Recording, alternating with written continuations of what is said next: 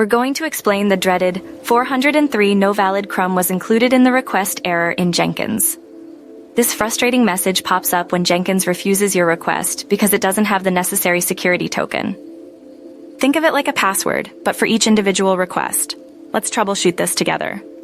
1. Understanding Jenkins security.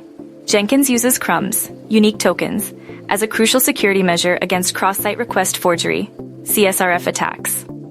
A CSRF attack happens when a malicious website tricks you into performing unwanted actions on another site, like Jenkins. The crumb is a way to verify that the request came from your browser and not some malicious actor. 2. The usual culprits. The 403 error usually appears when you're using tools or scripts that interact with Jenkins directly without properly handling the crumb. This commonly occurs with REST APIs, plugins, or directly modifying build parameters. Often the issue is that the program or script accessing Jenkins isn't sending that crucial crumb along with the request. 3. Checking your browser's settings. Sometimes the problem lies in your browser's settings. Browser extensions interfering with the HTTP requests can sometimes disrupt the proper handling of CSRF protection in Jenkins.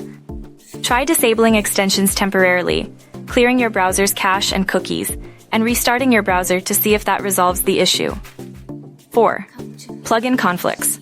Certain plugins might interfere with Jenkins's built-in CSRF protection. Try disabling plugins one by one, restarting Jenkins after each disable, to identify if a specific plugin is the cause. Focus on plugins that interact with Jenkins's security or authentication. 5. Jenkins configuration. Ensure that CSRF protection is enabled in your Jenkins configuration. It should be enabled by default, but it's worth double-checking.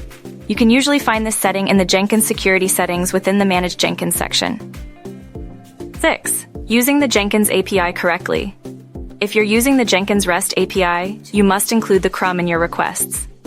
Jenkins provides an API endpoint to retrieve the current crumb. /crummissuer/API/JSON. You'll get a JSON response containing the crumb and crumb request field. You must add this crumb and request field to the header of every subsequent request to Jenkins. 7.